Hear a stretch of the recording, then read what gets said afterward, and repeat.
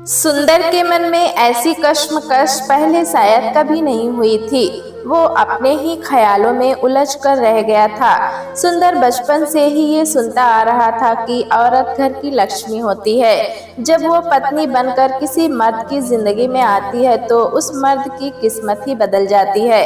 सुंदर सोचता था कि क्या उसके साथ भी ऐसा ही हुआ था। कलावती के पत्नी बनकर उसकी जिंदगी में आने के बाद क्या उसकी किस्मत ने भी करवट ली थी या सच्चाई कुछ और ही थी। खूब गोरी चिट्ठी, तीखे नाक नक्श और देह के मामले में खूब गदराई कलावती से शादी करने के बाद सुंदर की जिंदगी में जबरदस्त बदलाव आया था। पर इस बदलाव के अंदर कोई ऐसी गांठ थी जिसको खोलने की कोशिश में सुंदर हमेशा बेचैन हो जाता था।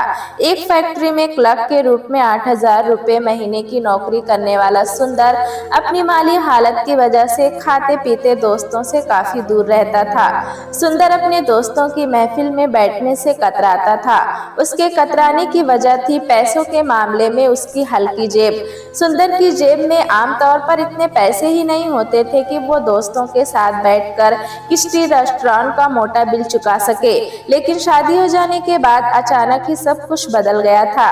सुंदर की अहमियत उसके दोस्तों में बहुत बढ़ गई थी। बड़ी बड़ी महंगी पार्टियों से उसको न्योते आने लगे थे। बात दूरी की हो तो अचानक ही सुंदर पर बहुत मेहरबान हुए अमीर दोस्त उसको लाने के लिए अपनी चमचमाती गाड़ी भेज देते थे। पर किसी भी दोस्त के यहाँ से आने वाला न्योता अकेले सुंदर के लिए कभी भी नहीं होता था। उसको पत्नी कलावती के साथ ही आने के लिए जोर दिया जाता था। कई दोस्त तो बहाने से सुंदर के घर तक आने लगे थे और कलावती के हाथ की गर्मा गर्म चाय पीने की फरमाइश भी कर देते थे। चाय पीने के बाद दोस्त कलावती की जमकर तारीफ करना नहीं भूलते थे। एक दोस्त ने तो कलावती के हाथ की बनी चाय की तारीफ में यहाँ तक कह डाला था, कमाल दूध चीनी या पत्ती में नहीं, भाभी जी के हाथों में है। कम पढ़ी लिखी और बड़े ही साधारण परिवार से आई कलावती अपनी तारीफ से फूली नहीं समाती थी। उसके गोरे गाल लाल हो जाते थे और जोश में वो तारीफ करने वाले दोस्त को फिर से चाय पीने के लिए आने का न्योता दे देती थी। सुंदर अपने दोस्तों को घर आने के लिए मना भी नहीं कर सकता था। आखिर दोस्ती का मामला जो था, लेकिन वो उन दोस्तों से इतना तंग होने लगा था कि उसे अजीब सी घुटन महसूस होने लगी थी। सुंदर का एक दोस्त हरीश विदेशी चीजों का कारोबार करता था। वो कारोबार के सिलसिले में अक्सर दिल्ली और मुंबई जाता रहता था।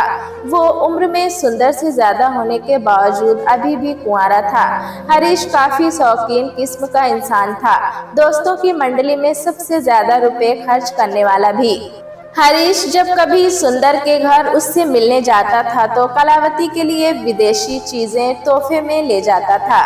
हरीश के लिए लाए तोहफे में महंगे परफ्यूम और लिपस्टिक शामिल रहती थी। ऐसे तोहफे को देखकर कलावती खिल जाती थी। इस तरह की चीजें औरतों की कमजोरी होती हैं और इस कमजोरी को हरीश पहचानता था। सुंदर को अपनी बीवी कलावती पर हरीश की मेहरबानी और दरिया दिली अखरती थी। वैसे तो शादी के बाद सभी दोस्त ही सुंदर पर मेहरबान नजर आने लगे थे, मगर हरीश की मेहरबानी जैसे एक खुली गुस्ताखी में बदल रही थी। सुंदर को उस वक्त हरीश उसकी मर्दानगी को ही चुनौती देता नजर आता, जब वो विदेशी लिपस्टिक कलावती को तोहफे में देते हुए साथ में एक गहरी मुस्कुराहट से कहता, मैं शर्त के साथ कहता हूँ भाभी जी की इस लिपस्टिक का रंग आपकी पर्सनालिटी से गजब का मैच करेगा। हरीश के तोहफे से खुश कलावती थैंक यू कहकर जब उसको स्वीकार करती तो सुंदर को ऐसा लगता जैसे वह उसके हाथों से फिसलती जा रही है। हरीश के पास अपनी गाड़ी भी थी।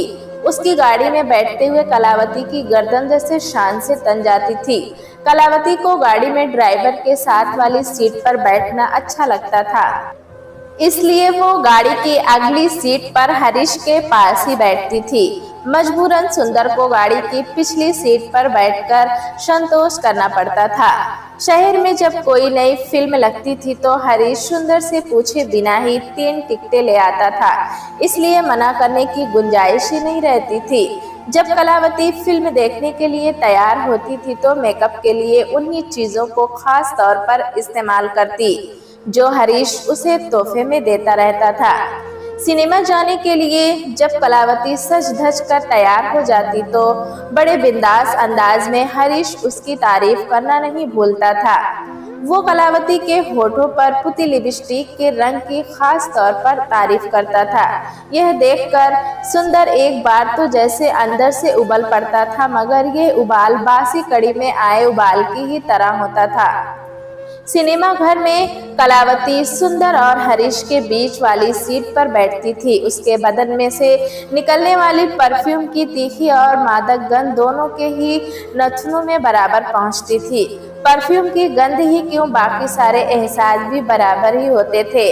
अंधेरे सिनेमा घर में अगर कलावती की एक मरमरी नंगी बाह रह रहकर सुंदर को छूती थी तो वह इस ख्याल से बेचैन हो जाता था कि कलावती की दूसरी मरमरी बाह हरीश की बाह को छू रही होगी।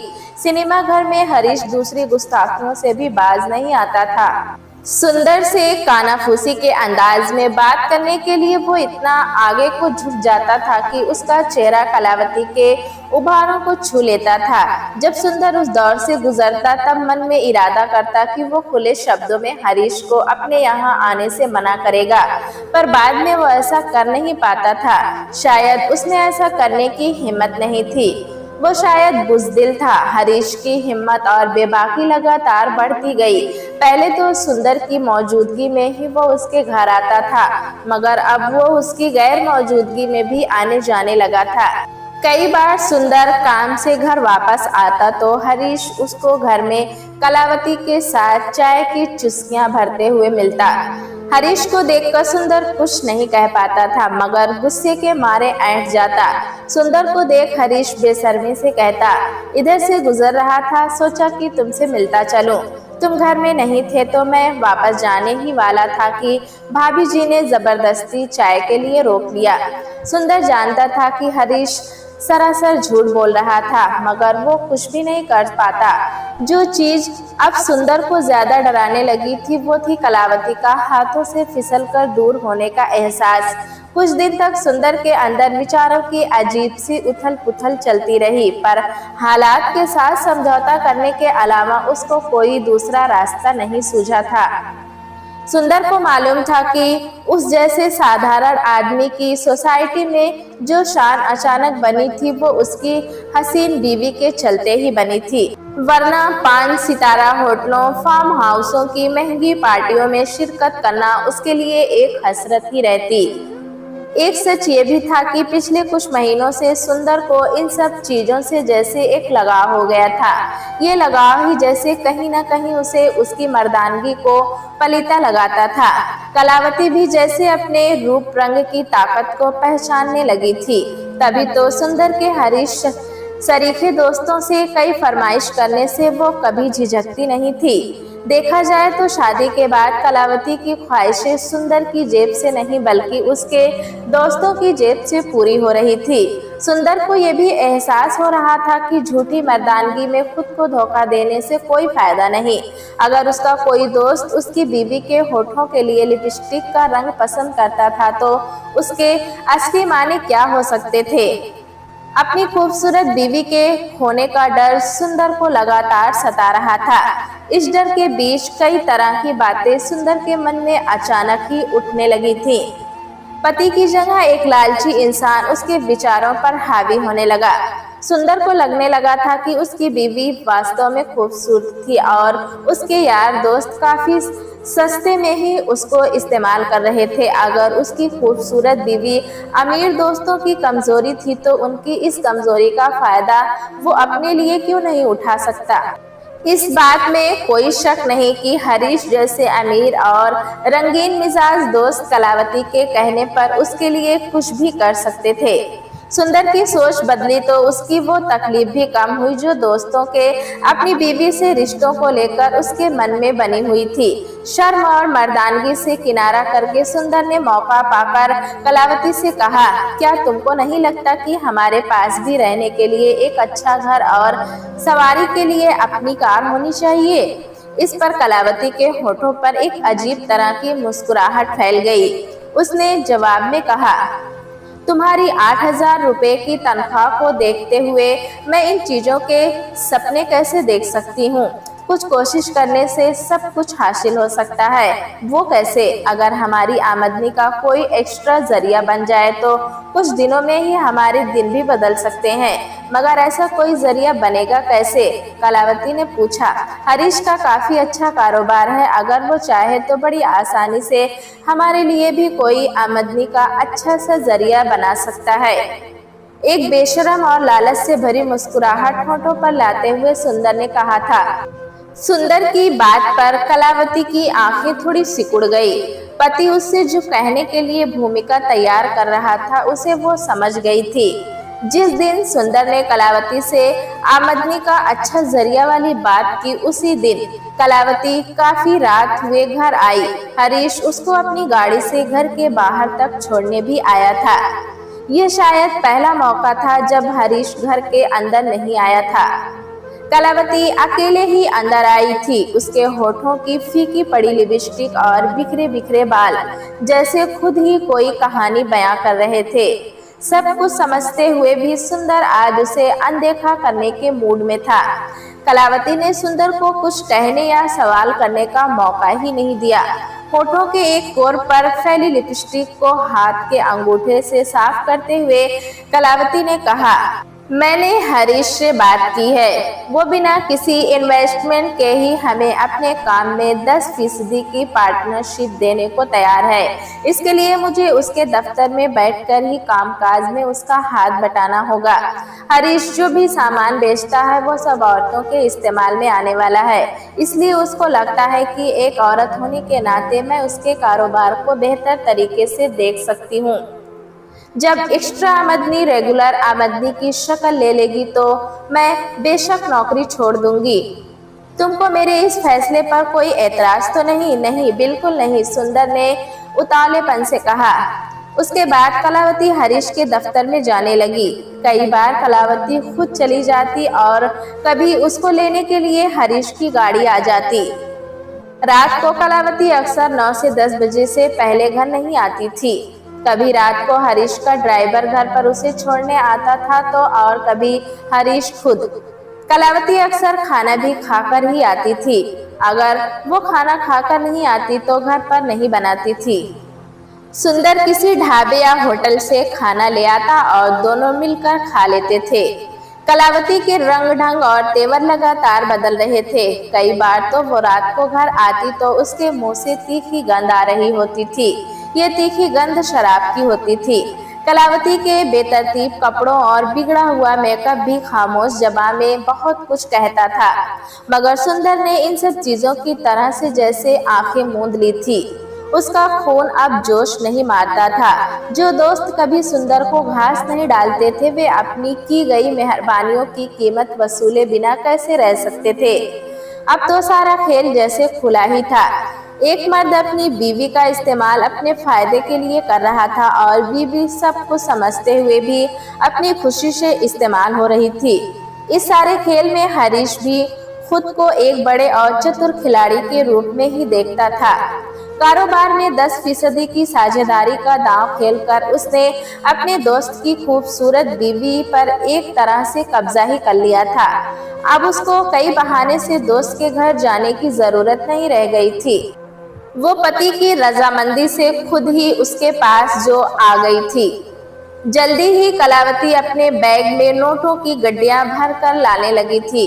कहने को तो नोटों की ये गड्डियां साझेदारी में 10% हिस्सा थी, मगर असलियत में वो कलावती के जिस्म की कीमत थी।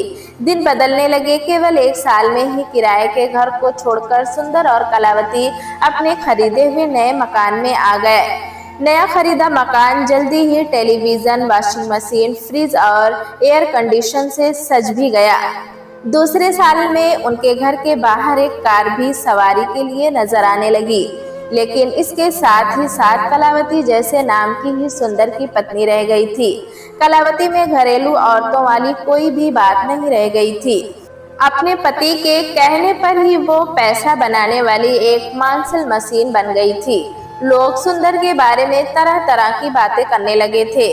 कुछ लोग तो पीठ पीछे ये भी कहने लगे थे कि कलावती बीबी तो भी सुंदर की मगर सोती थी उसके दोस्त हरीश के साथ। 10% की मुंह जबानी साझेदारी के नाम पर अगर हरीश उनको कुछ दे रहा था तो बदले में पूरी शिद्दत से वसूल भी कर रहा था।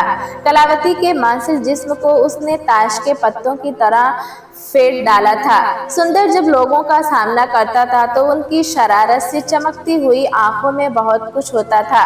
कुछ लोग तो इशारों ही इशारों में कलावती को लेकर सुंदर से बहुत कुछ कह भी देते थे, मगर इससे ना ही तो अब सुंदर की मर्दानगी को चोट लगती थी और ना ही उसका खून खौलता था। उसकी सोच मानो बेशरम हो गई थी। हरीश जैसे रंगीन मिजाज रईस मर्दों और कलावती जैसी शादीशुदा औरतों के संबंध ज्यादा दिनों तक टिकते नहीं हैं और न ही इसकी उम्र ज्यादा लंबी होती है। हरीश का मन भी कलावती से भरने लगा था। उसने कलावती से छुटकारा पाने के लिए उसके प्रति बेरुखी दिखानी शुरू कर दी थी। कलावती ने उसकी बदली हुई नजरों को पहचान लिया, मगर उसको इसकी कोई परवाह नहीं थी। हरीश से साफ तौर पर कलावती के लेन देन वाले संबंध थे और वो काफी हद तक इन संबंधों को कैश कर चुकी थी। मकान, घर का सारा कीमती सामान और गाड़ी हरीश की दौलत ही तो थी। वैसे कलावती की नजरों में भी हरीश बेकार होने लगा था। उसको और निचोड़ना मुश्किल था। हरीश ने साफ शब्दों में कलावती से छुटकारा मांगा। इसके बदले में कलावती ने भी एक बड़ी रकम मांगी। हरीश ने वो मांगी रकम दे दी। हरीश से संबंध खत्म करने पर सुंदर ने कलावती से कहा, हमारे पास अब सब कुछ है, इसलिए हमें पति पत्नी के रूप में अपनी पुरानी जिंदगी में लौट आना चाहिए। सुंदर की बात पर कलावती खिलखिलाकर हंस पड़ी और बोली, मुझको नहीं लगता कि अब ऐसा हो सकता है। पति पत्नी का रिश्ता तो इस मकान की बुनियाद में कहीं दफन हो चुका है। क्या तुमको नहीं लगता कि पति बनने के बजाय तुम केवल अपनी बीवी के दलाल बनकर ही रह गए? ऐसे में मुझसे दोबारा कोई सती सावित्री बनने की उम्मीद तुम कैसे कर सकते हो? कलावती के जवाब से सुंदर का चेहरा जैसे सफेद पड़ गया। कलावती ने जैसे उसको आईना दिखा दिया था। कलावती वो औरत नहीं रह गई थी जो अब घर की चारदीवारी में बंद होकर रह पाती। सुंदर भी जान गया था कि उसने अपनी बीवी को दोस्तों के सामने चारे के रूप में इस्तेमाल करके हासिल तो बहुत कुछ कर लिया था, मगर अपनी जमीर और मर्दानगी दोनों को ही गंवा दिया था। हरीश को छोड़ने के बाद कलावती ने सुंदर के एक और अमीर दोस्त दिनेश से संबंध बना लिए। उधर कलावती बाहर मौज मस्ती कर रही थी, इधर सुंदर ने खूब शराब पीनी शुरू कर दी। कभी कभी शराब पीकर सुंदर इतना बहक जाता कि गली मोहल्ले के बच्चे उसका मजाक उड़ाते और उस पर कई तरह की फप्तियां भी कसते थे। कुछ फप्तियां तो ऐसी कड़वी और धारदार होती कि नशे में होने के बावजूद सुंदर खड़े खड़े ही जैसे 100 बार मर जाता। जैसे शराब के नशे में एक बार जब सुंदर लड़खड़ाकर गली में गंदी नाली के पास गिर पड़ा तो वहां खेल रहे कुछ लड़के खेलना छोड़ उसे उठाने के लिए लपकने को हुए तो उनमें से एक लड़के ने उनको रोक लिया और बोला, रहने दो, मेरा बापू कहता है कि ये अपनी औरत की घटिया कमाई खाने वाला एक गंदा इंसान है। इज्जतदार और शरीफ लोगों को इससे दूर रहना चाहिए। एक लड़के का इतना ही कहना था कि बाकी लड़कों के कदम वहीं रुक गए। शराब के नशे में लड़खड़ाकर सुंदर गिरा जरूर था मगर बेहोश नहीं था। लड़के के कहे हुए शब्द गरम लावे की तरह उसके कानों में उतर गए। अपनी बुजदिली और लालच के चलते आज सुंदर कितना नीचे गिर चुका था, इसका सही एहसास गली में खेलने वाले लड़के के मुंह से निकले शब्दों से उसे हो रहा था। दोस्तों, कहानी कैसी लगी हमें कमेंट में जरूर बताएं। चैनल पे नए हैं तो एक लाइक और सब्सक्राइब करना ना भूलें।